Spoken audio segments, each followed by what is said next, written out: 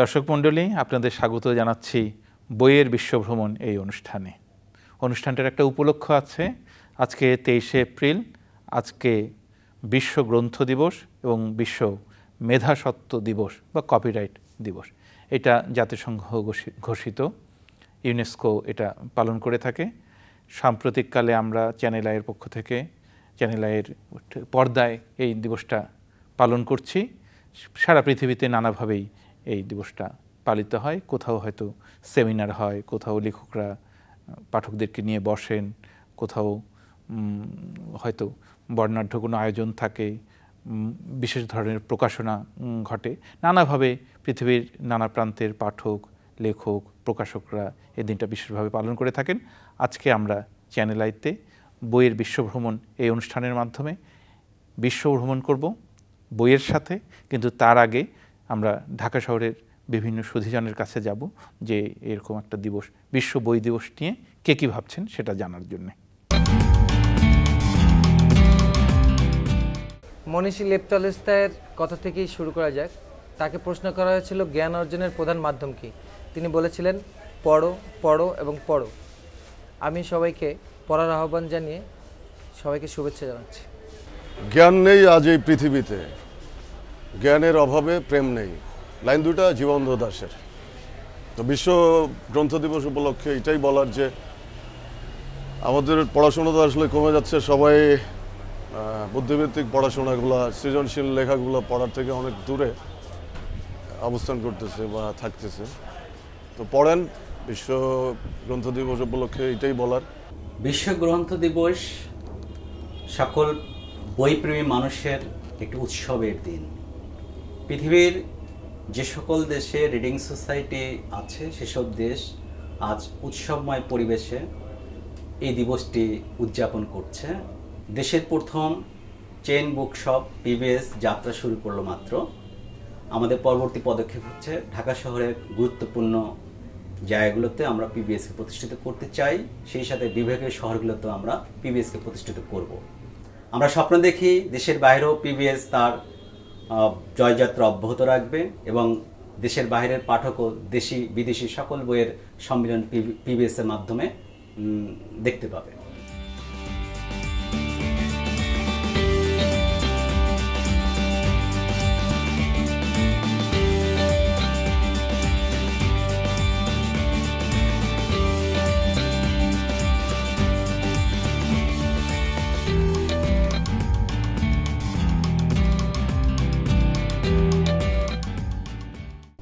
আমরা এমনভাবেই প্ল্যানিং করেছি যে 3+ থেকে শুরু করে 80+ পর্যন্ত সকল বয়সের, সকল শ্রেণীর, সকল ধরনের পাঠকের জন্য সকল ধরনের বই আমরা প্রকাশ করব।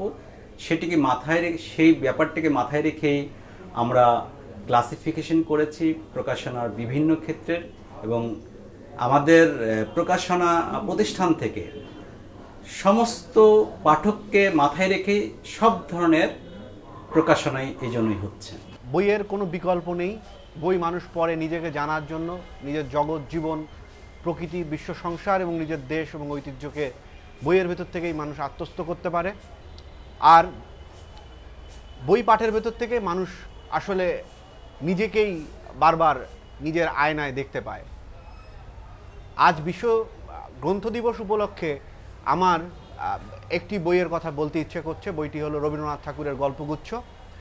এই বইটির কোনো বিকল্প বাংলা বই বা পৃথিবীর যে কোনো ভাষার নিরিখে এর কোনো বিকল্প বই আমার কাছে নেই।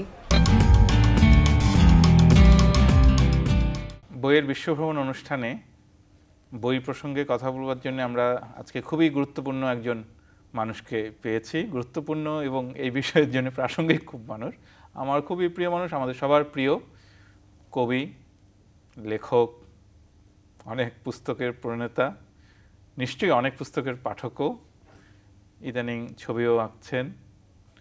এবং সবচাইতে প্রাসঙ্গিকতা বেশি হচ্ছে যে উনি তার গ্রামে একটি পাঠাগার, একটা স্কুল এবং স্কুলের সঙ্গে পাঠাগার স্থাপন করেছেন। কবি নির্মলেন্দু গুণ। গুণদা, আজকে ইউনেস্কো ঘোষিত আন্তর্জাতিক বা বিশ্ব গ্রন্থ দিবস এবং কপিরাইট দিবস, আমরা বলবো মেধাস্বত্ব দিবস। একজন লেখক হিসেবে বা কবি হিসেবে, বইয়ের পাঠক হিসেবে এরকম একটা দিবসের প্রয়োজনীয়তা বা তাৎপর্য আপনি কি কিছু অনুভব করেন? ইউনেস্কোর অনেক কার্যক্রমই আছে যেগুলো খুবই প্রশংসনীয়, এবং এই সিদ্ধান্তটিকে আমি অবশ্যই স্বাগত জানাবো এবং একটা গুরুত্বপূর্ণ সিদ্ধান্ত ইউনেস্কোর বলবো। গ্রন্থ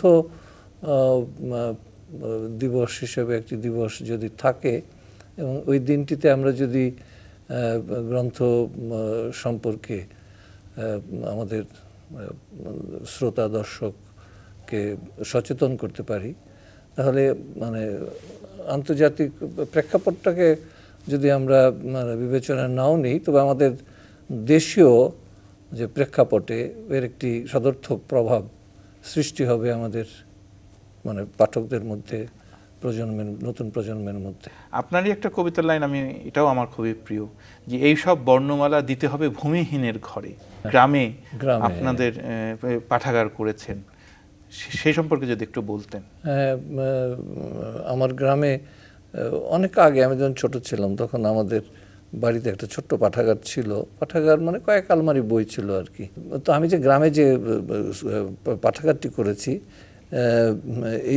এটা এই পত্রিকাতেই, আজকে চ্যানেল আইয়ের কাগজ তো আনন্দ আলো পত্রিকা, আনন্দ আলোতে বৈশাখী এবং প্রতিষ্ঠাবার্ষিকীর বেরিয়েছে আজকে, সেজন্য কবির পাঠশালায় নামে একটা নিবন্ধ বেরিয়েছে, যেখানে আপনার সেই রামসুন্দর পাঠাগারের একটা ছবি আছে, বসে আছেন। সেটা স্কুল আছে, আমি সেই স্কুলটা মানে করেছি, যে স্কুলটি আমার ঠাকুরদাদা 100 বছর আগে প্রাইমারি স্কুল হিসেবে, মানে জুনিয়র হাই স্কুল হিসেবে প্রতিষ্ঠা করেছিলেন। তো এটা এখন হাই স্কুল হয়েছে, আর এর পাশে আমি পাঠাগারটি করেছি, রামসুন্দর পাঠাগার। সেখানে 1002 বই সেখানে আছে। কিন্তু একটা জিনিস আমি লক্ষ্য করেছি, যে সেখানে মানুষের মধ্যে আগ্রহ তৈরি হয়েছে, তারা সেই পাঠাগারে আসছে। এবং আমি বলেছি যারা মানে লেখাপড়া জানে না গ্রামের মানুষ, তাদেরকেও বলেছি যে বই শুধু পড়বার জিনিস না, বই কিন্তু দেখবারও। হ্যাঁ, যদি বই মানে আমরা দেখি, বই যদি হাতে নিয়ে নাড়াচাড়া করি, তার ভেতরে অনেক ছবি থাকে, তারপরে এই বইয়ের প্রতি এক ধরনের আকর্ষণ, মমত্ব বোধ তৈরি হয়। এবং যে পড়তে পারে না, সে হয়তো তার ছেলেকে স্কুলে দিবে, যে তার ছেলেটি যেন এই বই পড়ার যোগ্য হয়ে ওঠে। সুতরাং আমি বলছি যে বই আপনারা যারা পড়তে পারেন না, তারাও লাইব্রেরিতে আসবেন, এসে মানে ছবি দেখবেন, বইয়ের মধ্যে যে সমস্ত ছবি আছে সেগুলো দেখবেন। কত রকম প্রাণী আছে, কত রকম ফুল আছে, কত রকম ফল, কত রকম মাছ, এগুলো দেখলে আপনার মধ্যে একটা জ্ঞান হবে, পৃথিবীর এই প্রাণী রাজ্য সম্পর্কে, জগৎ সম্পর্কে একটা ধারণা তৈরি হবে। সুতরাং চোখে আমরা কিন্তু শুধু পাঠের ভেতর দিয়ে না, চোখের ভেতর দিয়ে অনেক জ্ঞান আহরণ করতে পারি। নিশ্চয়ই। এবং আপনি কিন্তু খুবই ভালো উদ্যোগ আমি বলবো, কারণ আমাদের একসময় খুব ভালো পাঠাগার আন্দোলন ছিল। পুরনো শহরগুলির সবগুলিতেই একটা করে পাঠাগার, বা জনপদগুলিতে অনেক পাঠাগার আছে। কিন্তু ইদানিং যেটা দেখা যায় যে বই পড়তে কেউ পাঠাগারে আসে না, সাধারণত পত্রিকা পড়তে আসে। আব্দুল্লাহ আবু সাইদ এই ব্যাপারে খুব পথিকৃত একটা দারুণ ভূমিকা তিনি পালন করছেন দীর্ঘদিন ধরে। আলোকিত মানুষ চাই বলে তিনি যে ভ্রাম্যমাণ লাইব্রেরি বা বিভিন্ন দেশের বিভিন্ন স্থানে তার আঞ্চলিক অফিস কার্যালয় তৈরি করে তিনি সারা দেশব্যাপী এই আন্দোলনটাকে ছড়িয়ে দেওয়ার চেষ্টা করছেন।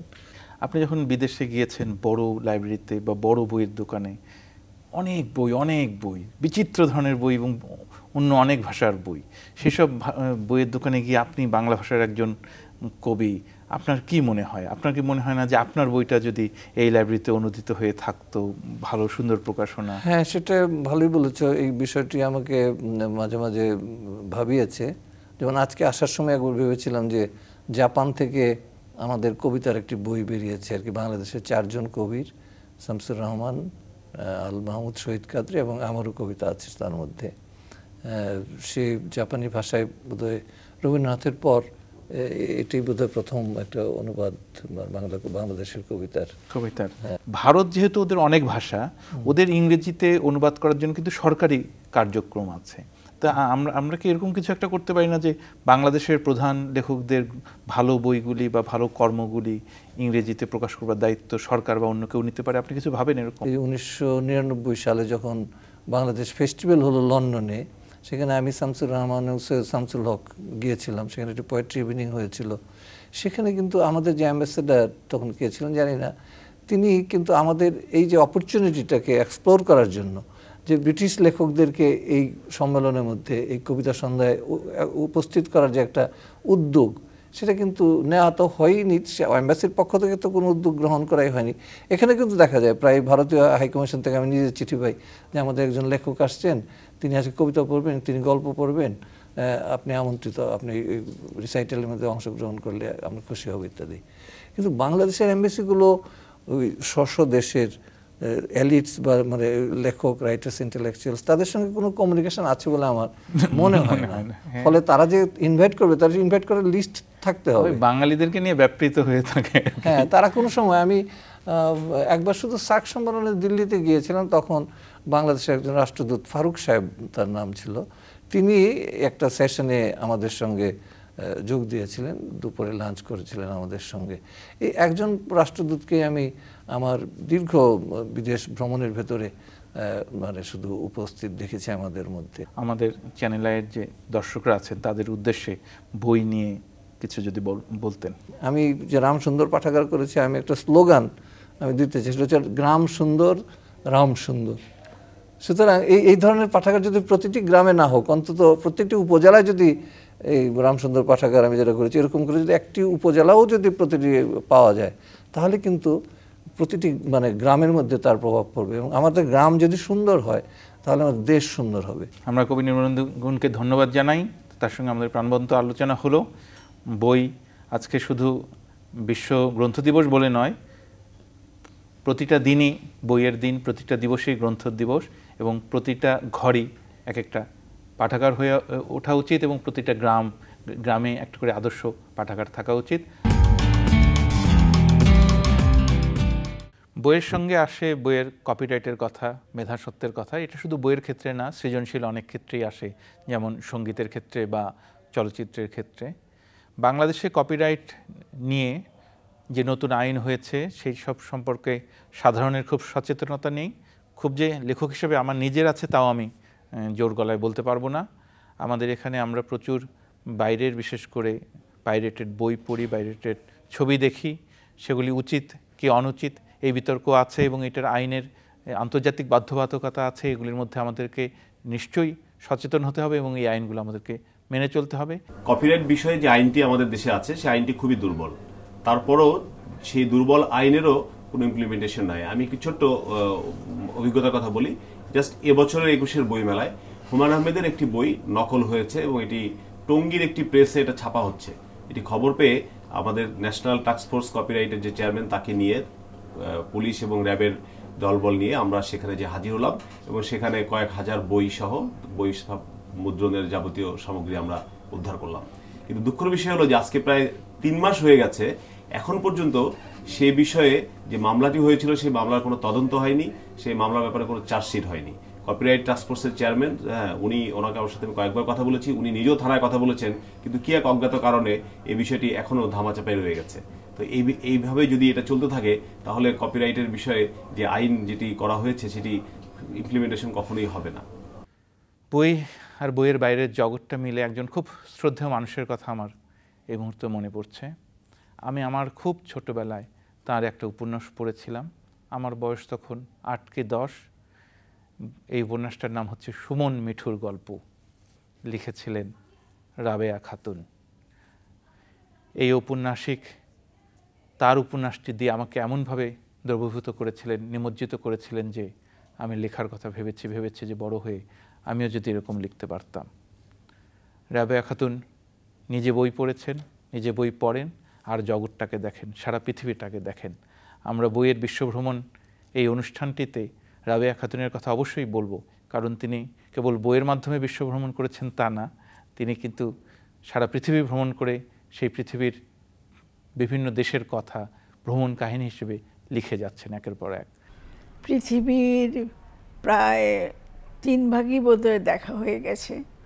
এই দেখার মধ্যে আমার এক ধরনের অভিজ্ঞতা যার কোনো তুলনা নাই। আরও একটা জিনিস, দেশ বিদেশের নানা রকম সংস্কার, নানা কিছু দেখেছি। আর সবচেয়ে বড় কথা যে আমার বেড়াতে ভালো লাগে। এবং আজকাল আরও একটা ব্যাপার লক্ষ্য করছি যে আমার ভাষার দরকার হয় না।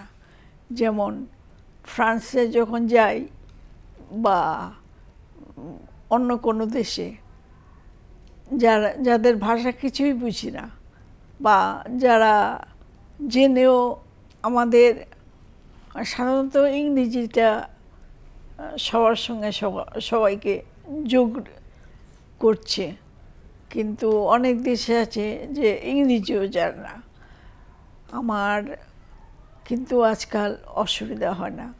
আমার সেই দেশের ভাষা না, সেই দেশের প্রকৃতি, গাছপালা, নদী, সমুদ্র, ঝর্ণা, আমি সেইগুলো দেখি, আনন্দ পাই এবং সেই আনন্দ আমি বইয়ের মধ্যে দেওয়ার চেষ্টা করি ভ্রমণ কাহিনী লিখে। বহু জায়গা থেকে আমি ফোন পাই পাঠকদের, তারা আমাকে বলে যে আপনার ভ্রমণের সঙ্গে সঙ্গে শুধু আপনি নন, আমরাও বেরিয়ে এলাম অমুক জায়গা থেকে। তো বই তো শুধু ভ্রমণ না, প্রযুক্তি, বিজ্ঞান, সাহিত্য, কাব্য সব কিছুর মধ্যেই সে আছে এবং তাদের জন্য পাঠক উন্মুখ হয়ে থাকে। যে বিষয়ে আনন্দ পায় সে সেটা নেই নানা